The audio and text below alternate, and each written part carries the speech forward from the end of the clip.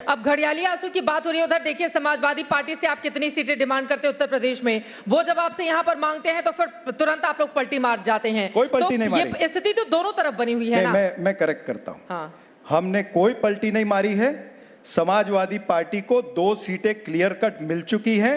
वो 2 सीटें और है जिसके ऊपर चर्चा चल रही है। विड्रॉल की डेट 4 तारीख है। आपको भी समझ में आ जाएगा, जनता को भी समझ में आ जाएगा। हम महाविकास आघाड़ी के किसी भी हमारे घटक दल के साथ में किसी प्रकार का अव्यवहार नहीं करेंगे। इतना मैं आज कह सकता हूं। के लिए कोई जगह नहीं होती है, वो सीधे आंखें दिखा रहे हैं आप लोगों को। यूपी में तो कांग्रेस पार्टी बड़ा उनके साइकिल पे सवार होकर सीटें जीत ले रही है, और महाराष्ट्र में जहां वो कमजोर और आप मजबूत स्थिति में है, वहां पर आप जरा भी नहीं। हम किसी भी हमारे साथी को कमजोर नहीं समझते। हमारा हर साथी जो है वो ताकतवर है। हमारा हर साथी जो है वो महायुति को हराने के लिए लगा है। इस देश के अंदर जो छत्रपति शिवाजी महाराज की मूर्ति को नहीं मानता हो या गिराता हो, या जिसके कार्यकाल में गिरती हो, इस देश के अंदर जो संविधान के लिए कहे कि हमारी 400 सीटें पार हो जाएंगी तो हम संविधान बदल देंगे। इस देश के अंदर अगर आरक्षण विरोधी अगर ये लोग काम करेंगे, नरेंद्र मोदी आरक्षण विरोधी है, ये मेरा खुला आरोप है। अगर इस तरह की बात महाराष्ट्र में होगी तो महाराष्ट्र की जनता ने ना लोकसभा में बख्शा है ना अभी आरक्षण के खिलाफ क्या किया उन्होंने। अब मैं बताता हूं। देखिए, आरक्षण के विरुद्ध सबसे पहले तो मैं इनके थोड़ा पूर्वजों का बता दूं। दीनदयाल उपाध्याय जी जाएंगे सर, टाइम हमारा खत्म हो जाएगा। नरेंद्र मोदी ने आरक्षण के विरोध में कौन से इन्होंने आदत डाल दी ना रेयर मिरर में देखने की। तो उसके बाद में एक मिनट उसके बाद में मोहन भागवत जी ने 2015 के अंदर कहा था कि आरक्षण की समीक्षा होनी चाहिए। एक मिनट, पूर्वज मैंने दीनदयाल उपाध्याय कह दिया। पूर्वज मैं गोलवलकर भी कह देता हूं। दीनदयाल जी ने कब आरक्षण का विरोध किया? एक मिनट 2015 में मोहन भागवत जी ने खुलेआम कहा। 2017 में मनमोहन वैद्य जी ने खुलेआम कहा कि आरक्षण खत्म होना चाहिए। सीपी ठाकुर ने कहा 2018 में। इसके बाद में जयराम ठाकुर कहते हैं जो इनके मुख्यमंत्री थे, ये सब क्या हो रहा है? और फिर जातिगत जनगणना क्यों नहीं करते? राहुल गांधी जातिगत जनगणना क्यों नहीं करते अगर आरक्षण विरोधी नहीं है तो? राहुल गांधी जी ने विदेश में जब से ये सवाल आरक्षण को लेकर पूछा गया, नहीं तो उन्होंने यही कहा ना कि हाँ उसकी समीक्षा आगे आने वाले वक्त में जब सभी समान हो जाएंगे। इसी तरह का बयान राहुल गांधी की ओर से भी दिया गया, वो इसको मुद्दा बना रहे हैं। तो आरक्षण पर तो दोनों ही तरफ के बड़े राहुल गांधी जी के बयान को तोड़ मरोड़ कर भारतीय जनता पार्टी महाराष्ट्र में मुद्दा नहीं बना सकती है। बोलिए प्रेम शुक्ला जी। राहुल गांधी शूरवीरों की भूमि है।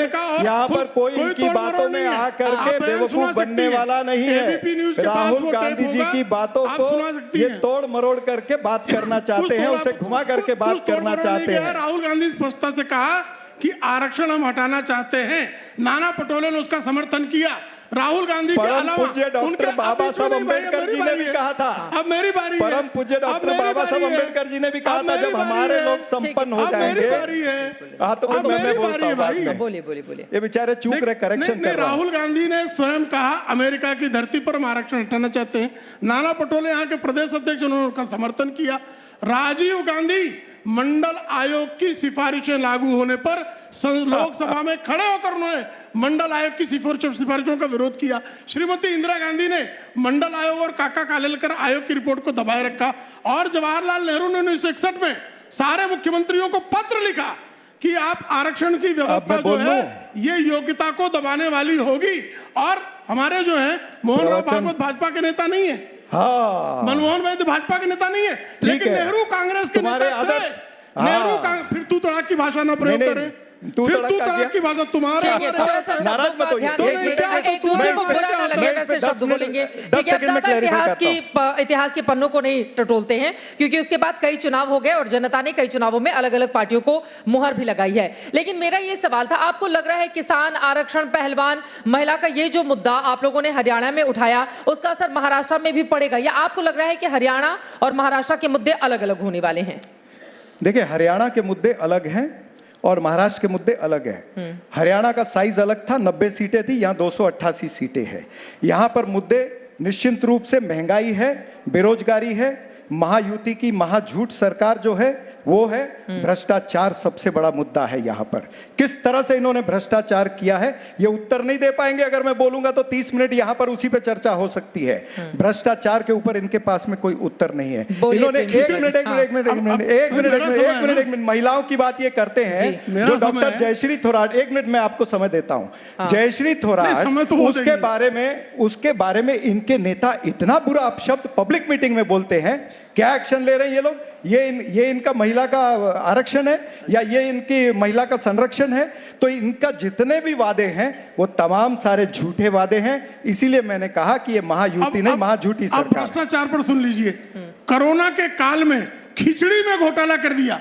300 ग्राम खिचड़ी देनी थी, 100 ग्राम खिचड़ी दी, और उसमें जो है सुजीत पाटेकर नाम का उद्धव ठाकरे का करीबी गिरफ्तार है, आज तक जेल में है।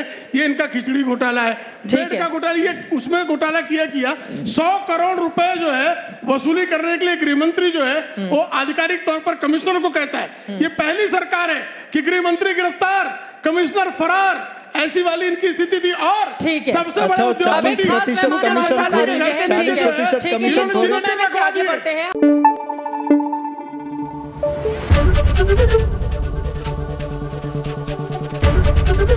एबीपी न्यूज आपको रखे आगे।